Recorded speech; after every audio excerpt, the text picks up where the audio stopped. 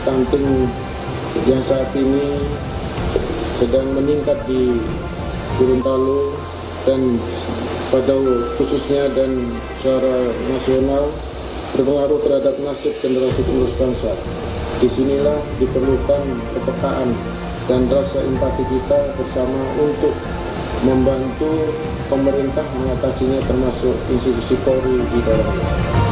Untuk itu, melalui komitmen peringatan Hari Ganda ke-78